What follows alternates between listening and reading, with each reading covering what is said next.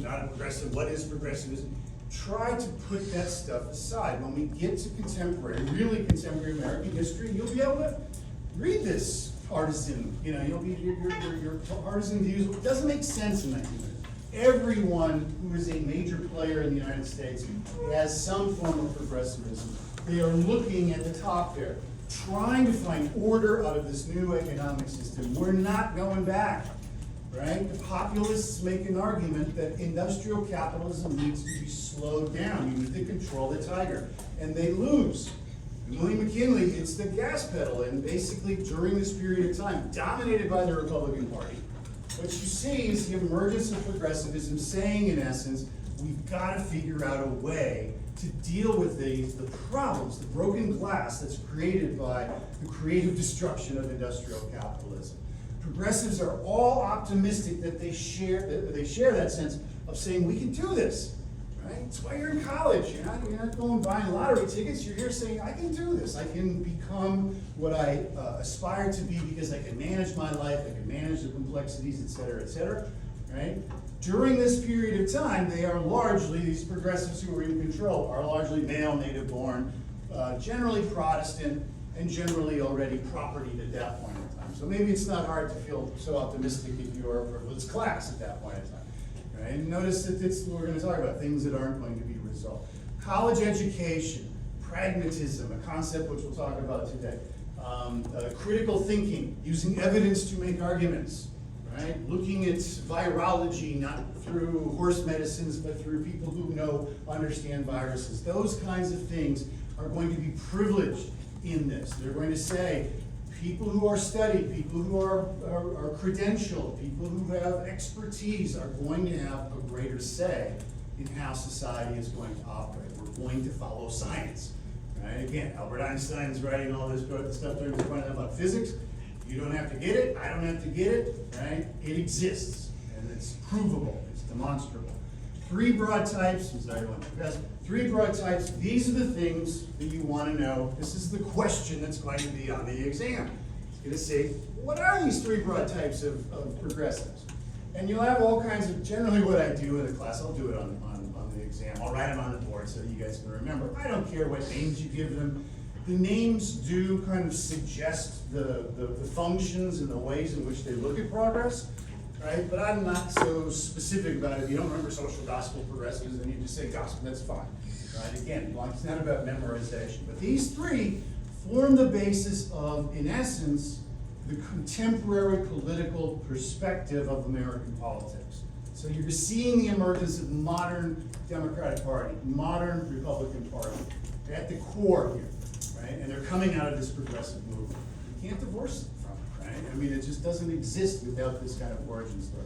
You'll also see, because of the college connection, a lot of your majors, right? So I don't know how many STEM people are out there, but I talked earlier about, engineering and medicine and physics and whatnot, right?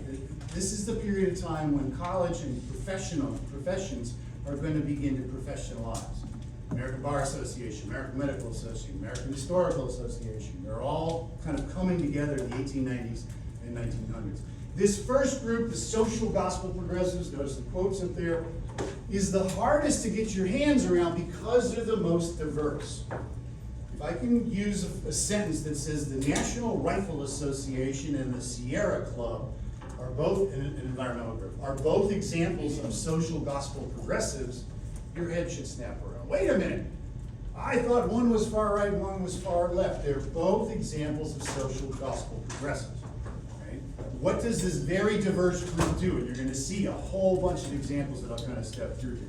They see that there are problems that exist as a result of industrial capitalism. What you're seeing are people's lives being destroyed, people, being treated in harsh ways, an urban environment that does not provide a way out. And in essence, they are going to counter, I keep bunching this before, they're going to counter this gospel of wealth argument that says the reason you're poor is because you're lazy, because you're genetically different, because something's wrong with you, right? They're going to say, in essence, that the conditions in which you exist matter, right? Your education, your income, your health, how healthy your family is, et cetera, et cetera, et cetera. They are going to see, in essence, that those problems exist, and I'll step through these again. They're going to create institutions, not run for Congress, not become politicized, right? There's no NRA candidate, there's no Sierra Club candidate. What they're going to do is create institutions that are going to put pressure on the American public to keep these issues in the forefront of the American mind. What does the NRA do? It advocates for Second Amendment awareness. What does the Sierra Club do? It advocates for the awareness of the environment. Right? So they're going to create organizations that are going to do this. And if you'll notice here, it's driven by, at the time, a reimagination of American Christianity.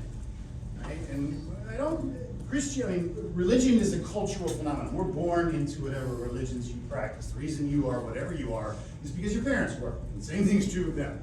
Right? So it's a cultural practice. Here's the meaning of life. Right? And throughout American history, what you see is religion very often taking a very strong role on these ethical and, in this case, moral questions. And by the end of the Gilded Age, by the 1880s and 1890s, Christians in particular, the dominant religion in the United States, are looking around and saying, on Sunday, I'm reading this book that says certain things. If you're a Christian, the New Testament is more important than the Old Testament. That say things like, you gotta love each other, you gotta care for each other, you gotta stop and recognize the humanity of the people around you. Right? The first 4 books of the New Testament are called the Gospel. This is called social gospel. There is a direct link. And these activists, and Christianity was key in the revolution. Remember, Christianity was faith and religion. I don't want to just kind of secularize this.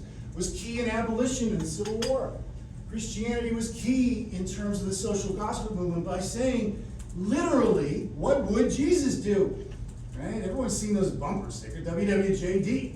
Right? You know, what would Jesus do? And they think it's a good thing. This was published in 1896. Charles Shelton is arguing if Jesus, as we understand this human being who lived in Nazareth and etc., regardless of your view on him as a in terms of religion, but his preachment, which is contained in the gospel, very clearly says, and again, I'm not a religious person. I was born in a religious family, very familiar with the Bible, right? Read it a lot of times, all that kind of stuff. If you read the Gospels, one of the funny things I find funny is that the disciples are constantly asking Jesus, well, how the hell do we get to heaven? Maybe don't say how the hell, okay? How do we get in heaven? How do we get in heaven? How do we get in heaven? And they're like, well, let's just raise Lazarus and we'll worry about that later. Finally, you almost see Jesus kind of throwing up his hands. Matthew 25. You want to know how to get in heaven?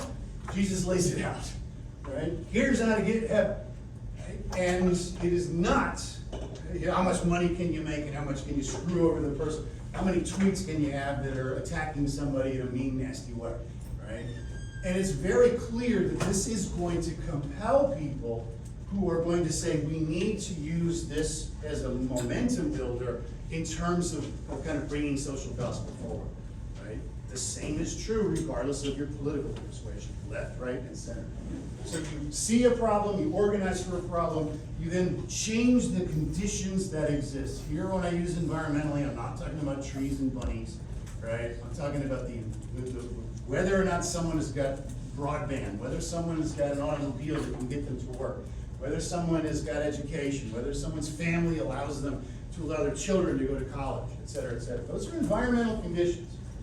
And what they're set out to do is change those, and in essence, again, counter that social Darwinism argument. You're not born inevitably to be X, Y, or Z. Americans don't believe that. You can do what you are capable of doing, and nothing should limit you in this country based on those kind of external views. Right? And that phrase, teach a man to fish. You can give a man a fish, you feed him for a day. Teach a man to fish, you feed him for life. That's the kind of core notion that grows through this. So there is a secular, there is a non-Christian element to it, but I want to make sure and focus that this gospel, the reason why it's called social gospel is because it gets its momentum from people looking around saying we are grinding families to death to get cheap products that we can buy, on the marketplace. And is that something that Jesus really would be, hey, way to go, right? Look, I got new earbuds. Yeah, well, what about the people who actually made it, right? So it is complex because you have a whole bunch, but you'll notice is that where it's coming from are all of these professional organizations, professionalization. Ida Tarbell, a woman, oh my goodness, who is going to begin to work in a field which didn't exist before called journalism. What do journalists do? Journalists dig through and try to find evidence to show what's going on in the world around them. It's Tarbell who's going to be the most active in pushing for an examination of John Rockefeller's monopoly. By 1904, 1905, actually, ironically, right when the Texas oil sparks, kind of begins to take root, Spindletop and whatnot, is that Standard Oil controls the entire production and manufacture and distribution of oil. And Tarbell is going to say, this is not capitalism. If you have a better idea, if you have a new wellhead somewhere outside, in the Permian Basin or something like that, you're going to get shut down in all likelihood as a result of this monopoly. It's not capitalistic. They're going to look at things like the meatpacking plants in Chicago, right? So Chicago is one of many. I mean, they're mostly regional. Houston had a big slaughterhouse kind of thing. Another reason, example 12 about why sheep are the stupidest animals on the planet, but I'll leave that aside for right now. What they do here is industrialize the production of commercial meat. They take an animal, comes in one side, and they process it so that, in the words of Mark Twain, only the oink is not going to be turned into some sort of product. And when you look at the production of this, and one of these kind of muckrakers up in Sinclair is going to write a book. It's a fictionalized account, but a book called The Jungle. A lot of you read this in high school, may not have, or at least are familiar with it. He is going to describe the process that this food, you're sitting there eating your breakfast food, and having a sausage or something like that, and talking about just a vast quantity. They're working 12-hour days with razor-sharp knives to take this meat off the bone. After 12 hours of doing a repetitive task, you're going to get a little tired. Sometimes you're going to go, whoop, I cut myself. I'm bleeding profusely. There's blood all over the place. What should I do? Do you want to have blood in your hot dogs? No, but today they would shut down production. They would say, hey, listen, they would certainly not put you in a situation where that would happen to begin with. Sinclair's going to report, hey, it's protein, it's maybe human blood, that's fine. Sometimes whole finger goes off into the vat. Well, a little gristle for the hot dog, that's not so bad. He reports an example, and all these are well documented, of a man who was, because blood, apparently, I don't know, but blood laying around is pretty slippery to work on, falls into the steaming vat. Oh my God, there's a human body in the vat that is steaming all of this meat. Let's shut it now, it'll make good sausage, right? It's disgusting. And in essence, what Sinclair is saying is not the fact that these conditions are so bad. If you've read the book, the center part of the book is a ideally white family, right? They're Scandinavian immigrants, a nuclear family, mom, dad, these wonderful kids, hardworking, God-fearing, and they are destroyed as a result of this process. Their family is destroyed as a result of this. Upton Sinclair is going to later become a socialist and make a socialist argument. But he's saying here, in essence, this is affecting people's lives. My favorite narrative, again, from Chicago is that they would just simply dump, first of all, Chicago, we reversed the direction of the Chicago River. So it used to flow out into the lake where the water supply was. Well, we can't do that. So they reversed the direction of the river. So it flowed downstate. So all of our crap flows downstate, right? What they would do to get rid of these carcasses is simply dump them in the river. And so you would have days where there would be thousands of these animal carcasses. Eventually they would sink to the bottom, start to decompose, and these animal fats would start to rise to the top of, it floats. It's less dense than water. And entrepreneurs would go out and skim off the top of the river, the fats that we're collecting, and they would repackage them and sell them as margarine, right? And there's a lot of things that float in the Chicago River. It is the sewer for the city of Chicago. The meatpacking plant in Chicago, the major meatpacking, the Armour Swift meatpacking plant, is going to throw an injunction on these people, not because it's disgusting in terms of what they're doing, but because they wanted to be able to do it themselves, right? So the intent of someone like Upton Sinclair is to say, you're destroying lives of human beings. The response by people who are reading that is, ew, I'm not eating that meat, enjoy lunch, whatever. I'm not going to eat that meat. And the Pure Food and Drug Act is passed. Classic example of progressivism, in the sense that you're saying, here's my moral outrage. I'm upset about the fact that these immigrant families are being destroyed. Congress is going to look at that and go, well, that may be your problem, but I'm more worried about the health and safety as a consumer. I don't care about these workers as much. Classic progressivism, it's this weird machine that you put stuff in and it doesn't always come out the way in which you intend it to. right? So these are federal, hey, Hal, is that a finger in there? What do we got in this sausage right here? This was also when patent medicines were forced to kind of package and label. I think I mentioned crude oil previously used to be sold as a way in which to get your constitution, your lower tract kind of moving. You just drink a couple of ounces of crude oil, and boy, you'll be in the bathroom quick as you can think. The use of narcotics, particularly, and mostly in baby formulas, baby things. So teething, if you have children, teeth break through, it's very unsettling for a child. They cry a lot. They would simply narcoticize them. They would simply give them opium. Right? So this is little Jimi Hendrix baby. Right? Oh, you can't do that, right? And we're going to make sure that you're telling people what you're putting in your products. So that passes, right? Unintended consequences. Classic example when you're dealing with ethical questions of what's right and what's wrong. What you think is right, what the person next to you thinks is right. Those are vastly different things, right? So you see the problem and kind of publicize it. You create organizations to try and make this change possible. Already talked about W.E.B. Du Bois. Already talked about Ida Wells. This is a new generation of African Americans who are saying, I don't have to, step and fetch it. I am an American just like you are, born in this country. And they are going to be part of the formulation of an organization, NAACP, which you've already talked about, which is going to not run political candidates, not form a third party, but to make sure Americans are aware of the conditions that exist, lynchings and violence against people of color. Right? You cannot turn away. In New York City, outside of the office of the NAACP, and they had a journal called The Crisis. They would put this flag out. Guess what? You're living in a country where they lynch people. Enjoy it. Right? And what are you going to do about it? That kind of question is one that you cannot look away. Right? Same is true on the right. National Association of Manufacturers, still around today. Not as conservative an organization as possible. Are going to advocate for, effectively, this notion of social Darwinism.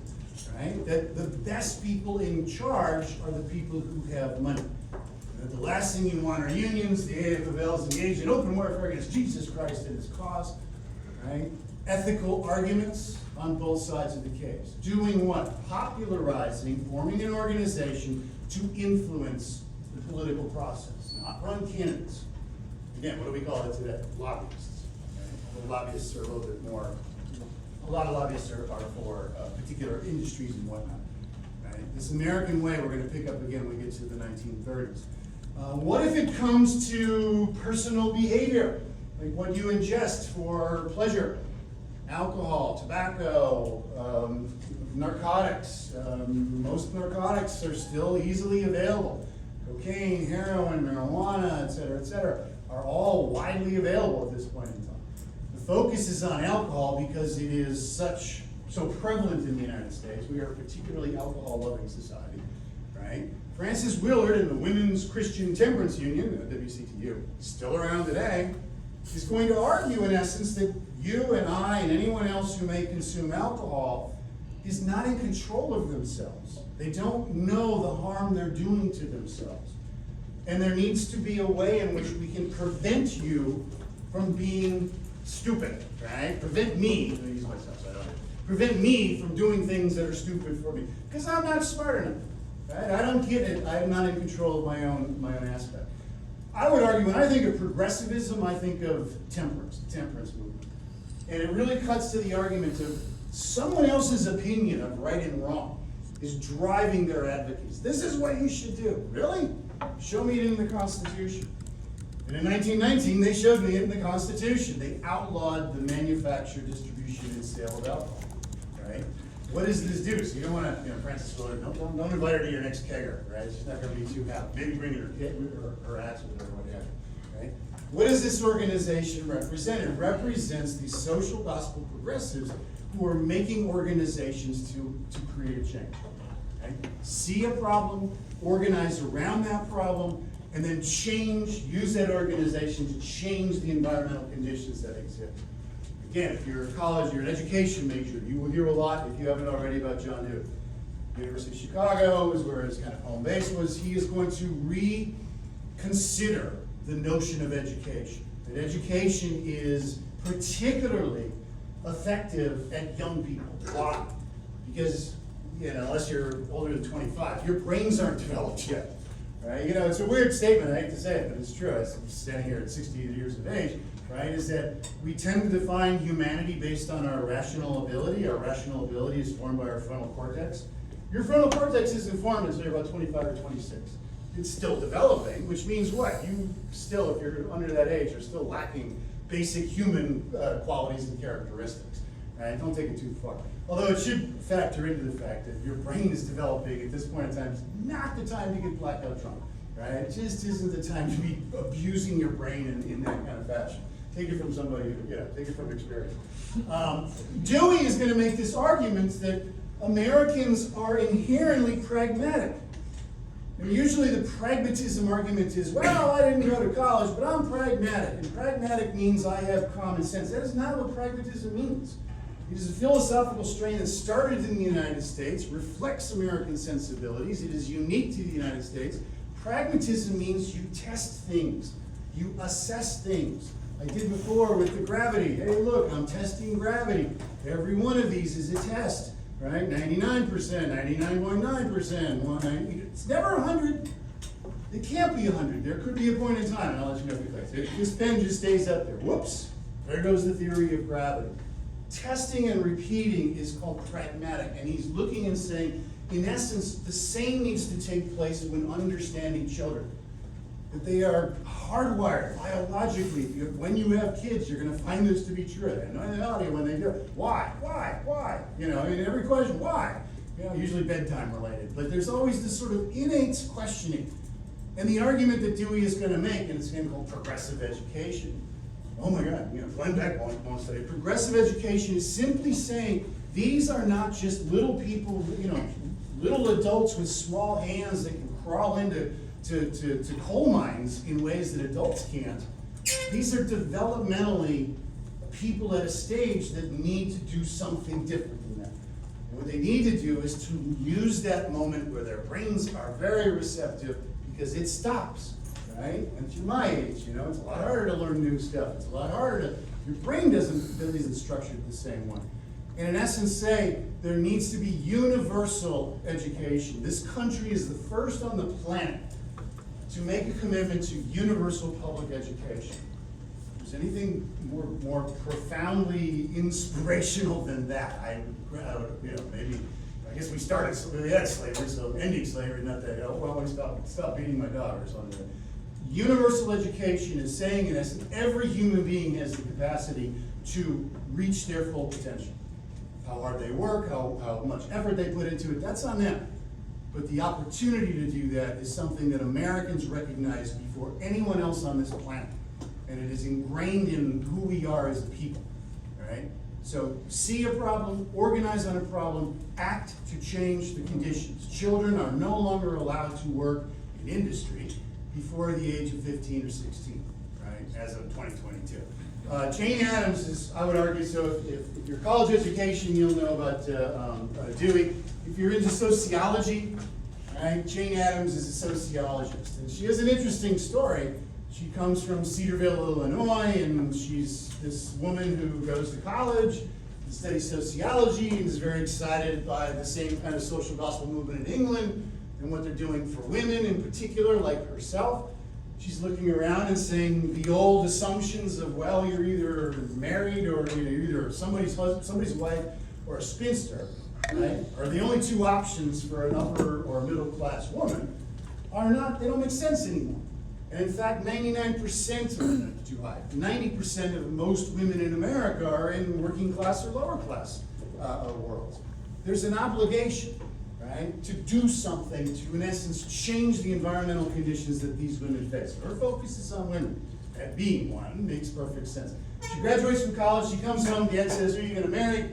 She said, "I ain't married anybody, Dad. Right? I'm not interested in getting married at this point in time." She goes to Chicago with a friend of hers and buys an old mansion, whole house, and lives in one of the worst neighborhoods of the city of Chicago. And that is saying something, right? They settle into those areas. They go to where the people are who are suffering from this, right? So they're called settlement houses because in essence they're not, here, come to my office for office hours. That's not comfortable. If I'm like saying, hey, listen, I'll be in Molina or, whatever, Goliad over the weekend. I'm going to wherever the need is. Settlement houses are focused on that. And what Jane Addams does for the next 60 years is to focus on the conditions that exist in these environments for women and particularly for mothers. So you see here 4 pictures. Jane Addams is in all of them. That's young Jane Addams, that's young Jane Addams, that's middle-aged Jane Addams, that's old Jane Addams. She loved measuring babies, right? She loved babies, but she loved measuring babies, right? See, that's where you can see what's going on here. And she loved bathing them just as much, right? And you gotta stop and think about that for a second, right? Let's say, hopefully you don't have children yet, but let's say you bring your kid to my office and you wanna talk about exam 2 or something like that. Oh, you brought your kid, great, let me pick him up and let me clean him up for you, right? What's the assumption there? Because it's baked into the cake here. Here is a middle-aged, upper-middle-class white woman, and you bring in a dirty baby. What's the assumption? You're a bad mother, right? There's something wrong with you. We need to teach you this. I need to project my morality. Right? I need to say, we need to keep this baby clean, and what would be a reasonable response? Have you seen the neighborhood in which I live? We don't have running water. We have outdoor plumbing. We go use the bathroom in a cesspool, right? This is not a clean environment. This is not a place, kids are going to get dirty. So again, with all of progressivism, right or left, there is this sense of, well, this is the right way to live your life.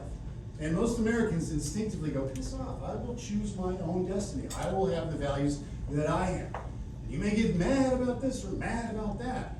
But inherently, this progressive argument is saying this is a value that others should share. What is her focus on? Her focus is on changing the dependency of biological reality as women bear children. Not only are they pregnant and distendedly so, if my wife is any indication, for 4 to 5 months, but also have at least a year or period afterwards where the child is dependent on breast milk or just in terms of postnatal care. That presents a unique situation. And what the settlement houses do is begin to start saying, if you're going to have children, one of the things that's going to affect is your ability to compete on the open marketplace. When we get to the 60s and 1960s and 70s, and they begin to study poverty, you know the number one cause of poverty then and today is? Unwed mothers. Underage, unwed mothers. Right? That is the hardest way in which you can overcome it. It's the hardest obstacle in the face of academics or financial success in this country. What are they doing? They're providing practical, I know where my kid is when I'm working. My kid is actually learning while I'm working. Right? They have some health care while I'm working. A lot of kindergarten, Montessori is going to start through this process. You can read the other ones. Right? This is taking place in Corpus Christi, in Houston, in Dallas, nationally. Right? Many of the southern states in Texas, many of the Texas states are particularly active in progressivism. I know Corpus, of course, right? So this is not just the Chicago thing. I'm using Chicago examples in large part because it's kind of where my training kind of started. They see fundamental problems as a group, right? Social gospel progressives. They see these fundamental problems and don't go like they did in the Gilded Age. Oh, well, that's just the way it's going to be. These immigrant slobs are just going to have dirty babies, and there's not a damn thing we can do about it. They're going to look and say, why they have dirty babies is because the world in which they're existing is filthy. And maybe we can deal with kind of public health in that regard. Focus on social problems because new modern America has made these a reality. They're not saying we go back. They're not anti-capitalists. We'll see in the next group. What they're saying is that here's a tiger, and we're allowing a tiger to do whatever the hell we want it to do, regardless of our own values, regardless of our own Christianity. And that is unacceptable in this country. They're optimistic that these problems can be solved. What you find over the next 100 years is that poverty is poverty, ignorance is ignorance, right? Every generation goes through the same kind of thing. So it's almost like sweeping back the ocean. But that's not a reason to give up on it, right? It's not a reason to say, well, I know we saved thousands, if not millions of people. We're just going to stop that for the future. Organizations are the key, and you're going to see this as an organizational movement at the grassroots. The reason why, arguably, the Republican Party, and then the Democratic Party, and then the Republican Party, and now it's sort of is so stable during the modern era are because of these grassroots efforts. That's where the political parties gather their strength of saying, in essence, we're going to build coalitions. Right? So the Republicans have the middle class and people who don't like immigrants and yada yada. The Democrats are going to have working class and farmers and et cetera, et cetera. These coalitions are going to be rooted in these social gospel movements. They're not running, these aren't political parties. Okay? So the hard part about social gospel progressives isn't getting to 1, 2, 3. You guys get that. It's recognizing how open it is to different interpretations. You can use the National Rifle Association as an example, or the Sierra Club as an example, and it works either way. Right? So as much as TV wants you to think about everything politically and get pissed off about it, it ain't, that's the history can be doing. Questions about this group? Again, they're the hardest ones to get your hand around because they're so diverse, but at the same time, one that is kind of familiar to what you would see today if you're an NRA member or a Sierra Club member. All right. Or a college student, as I said, a lot of these are. Second group are called national or federal progressives, and you've already sort of bumped into this type in terms of radical Republicans. If radical Republicans existed during this period of time, they would be known as national progressives, right? The poster child for this is this guy, Teddy Roosevelt. Roosevelt, you can kind of get a sense of his bearing here. He's the youngest president elected. He's 43 years old when he's elected president, or when he inherits the presidency because of McKinley's assassination. Most of our presidents lately, at least the last two, current and last one, were 70-year-olds. Teddy Roosevelt, when he's president of the United States, is closer to your age than he is mine. And it may not seem like 43 is young, but I'll tell you it is. His background is interesting. If you really are a stickler for this, his family line of the Roosevelts pronounced the name Roosevelt, so he would call himself Teddy Roosevelt, whatever. But they come from moneyed, old stock Americans. He is one of 5 children. His dad is a land developer, makes millions, does not serve in the Civil War, and in fact pays for a replacement, something that Teddy is going to be embarrassed about the rest of his life. Right? Teddy is going to be relatively sickly. Growing up, he has a bad case of asthma, and as a result, he does not have kind of the sense of being an outdoorsman, so he focuses on books. And he's particularly interested in history. He gets a degree in history from Harvard, right? But he also kind of has this mentality, a very American mentality of, by God, I'm going to make it happen. This optimism. I am going to control my destiny. I am going to get healthy. I am going to become an outdoorsman. And he starts with boxing. And he goes on to rowing while he's in college. And he's an avid hunter. He goes to Montana. Again, it really helps when daddy's a multimillionaire, right? He goes to Montana and has a cattle ranch. And while he's out in Montana, he's working the cattle and all that kind of stuff. I always loved the description of him at the time, right? It sounds like it's right out of YMCA. He had baby blue chaps and a pearl revolver. And he was referred to as the dude, not Lebowski kind of dude, right? Because dudes were city folk who were out in the rural countryside. But he is somebody, and you can get that from this kind of energetic kind of approach. And he kind of bowling ball, he's coming in. He looks at America and sees a rising superpower. And he sees a population of people who share this sense of, I individually will drive this country because of my desires, not because somebody tells me to. And you know what? And here's something that we've lost, right? Now it's everything, if you're a opponent, you're a loser, loser. I mean, how many times do you hear that in the political discourse? Loser this, loser that. Roosevelt would counter, if you haven't lost, you haven't tried. If you haven't failed at something, then you're just playing it safe, right? There's nothing worse to Roosevelt than somebody who's too afraid to be found out to be wrong, right? That, oh, well, my ideas aren't as strong, so I'm going to try and go back. Roosevelt comes back from the Dude Ranch. He runs, he's a Republican. He becomes a New York assemblyman, becomes the police officer, the head of the police department in New York City. He's going to professionalize the police force. So if you're into criminal justice, you'll come back to Roosevelt at some point in time. He becomes, in essence, a national figure because of the Spanish-American War. And McKinley, an older man, kind of, vanilla, nobody really gets excited. McKinley's running for re-election in 1900, and they put Teddy on the ballot because he's kind of this exciting, boisterous person, right? 1901, McKinley shot and killed, assassinated. Again, and sort of ignored, but very important political assassination. Less so than Lincoln, but certainly kind of close there. And in essence, what Roosevelt does is usher in this national progressivism.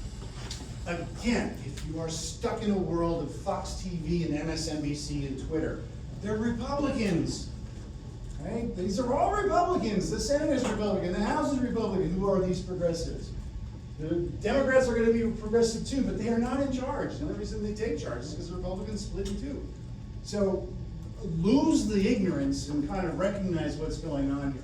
Very much like these radical Republicans, they're going to look and say the Constitution empowers the federal government. It's already defining your citizenship. It now can define and regulate that your citizenship is going to get the due process of law.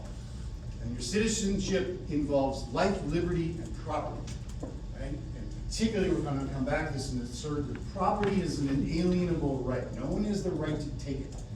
And an argument is that no one has the right to keep you from being able to maximize your own abilities like that. Actively promote regulatory agencies, right? To do what? To put some fences around the damn tiger. To say, in essence, you can't just have one company dominating all of the oil industry. Right? And again, no state benefits more than this than Texas, because Texas is an emerging oil producer. Imagine if Texas, a southern state, is going to be in this situation when Standard Oil is still around. It's broken up in 1907.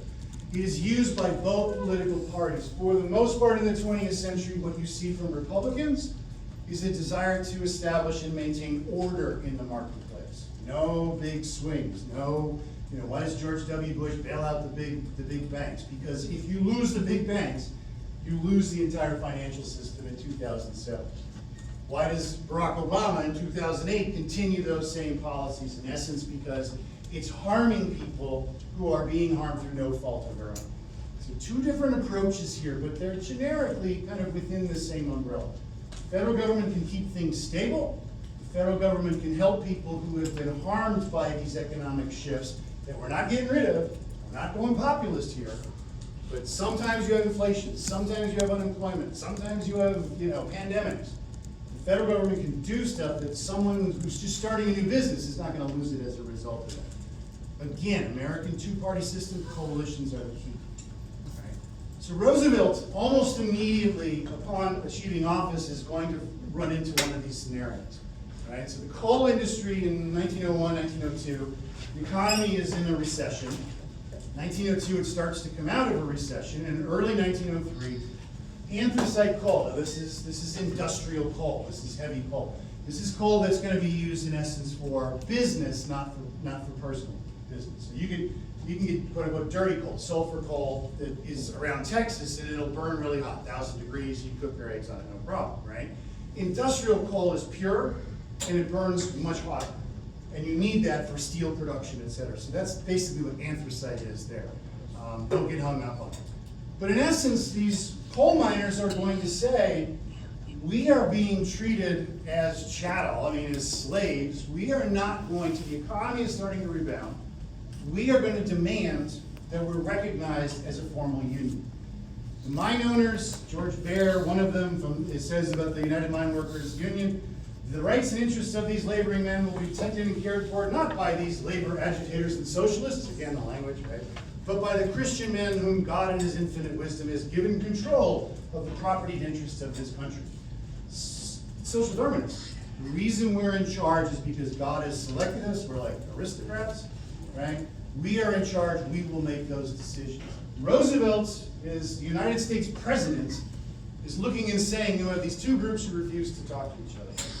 What can the federal government do? We can force you to negotiate. Why? Because if you go out on strike, it will collapse the economy across the country. People in Texas, people in Illinois, people in Florida, people who have nothing to do with this are going to suffer as a result of that. We're not going to step in and recognize unions. We're not going to step in and tell the owners of the mines that they have to do this, have to do that.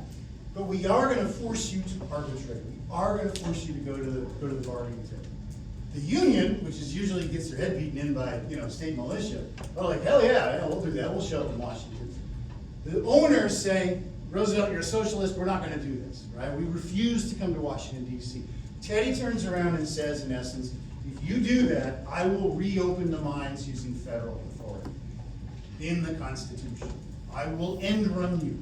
And he is going to be known as a trust buster, right? And we'll get to how legitimate that is a little bit later.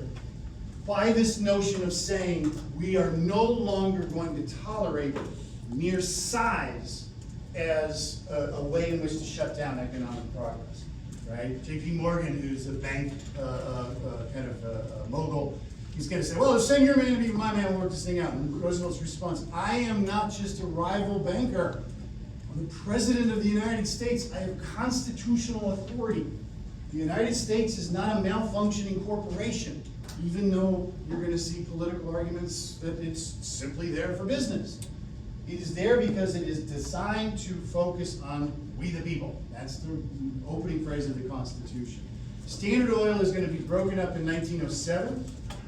And in large part, the focus is going to be, and the Supreme Court is going to be adjudicating all these. Again, SCOTUS kind of appears there.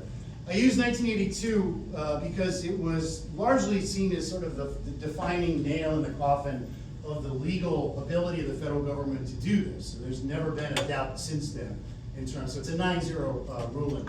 Two companies that were very, very large at the time, IBM and AT&T. Right? IBM, just fairness and argument, I actually worked for IBM for almost 9 years. My wife worked there for 30 and retired. Back when I was young and single, no kids, so we were married early, but it was a different world, needless to say. It was not in academia at the time. The Supreme Court says, in essence, brings IBM forward and says, you're a computer manufacturer, you're dominating the marketplace, and then they look at the reality. Are there competitors? Yes, there's Dell, there's Honeywell, there's no Apple yet. There's DEC, there's a whole host of operators that are out there. People are buying IBM because it's a better product, not because they're big. And the Supreme Court says, case dismissed. You're not a monopoly. The other people, there are choices. You can buy other things. They're selecting, consumers are selecting your products based on price and quality. AT&T controls long-distance lines. There's one long-distance line at the time, in terms of being able to connect to them. Could anyone, anywhere, use any other source of long-distance connection? No, they had to use AT&T. And AT&T would not lease out those lines to competing suppliers. Supreme Court says, no, you can't dominate, you can't be a single supplier, and breaks up AT&T in 1982 into these little baby bells, right? So, and all of the phone providers now are all the spawn of what broke up in 1982. Two very big companies, one allowed to be big, being big is not wrong, because there's competition. One broken up because bigness shuts down competition, right? That's what they're talking about in regards to trust busting. Last slide today is to say, in essence, Roosevelt is going to carry this into very unexpected places. As I mentioned, he's an outdoorsman.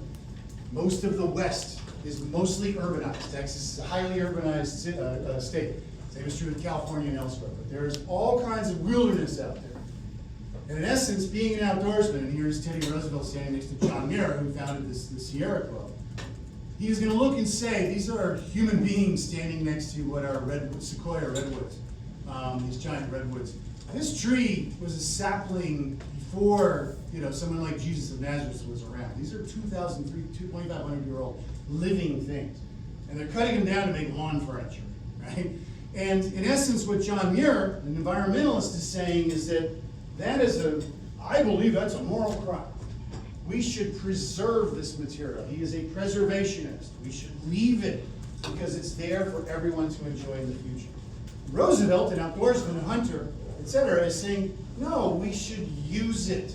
We should, in essence, conserve it so that we don't destroy the basic structure of Yosemite or Yellowstone or Big Bend. But we can allow things like hunting and snowmobiling and camping and all the rest of that stuff. Those are two ethical views on the same question. But what Teddy does with the stroke of a pen, President of the United States, is to put almost 150 million acres of land out of development. Right? Oh, I want to mine, nope, can't do it there. Oh, I want to do that, nope, can't do it there. Right? Classic example of sort of national progressivism. Okay, I'll stop there. Again,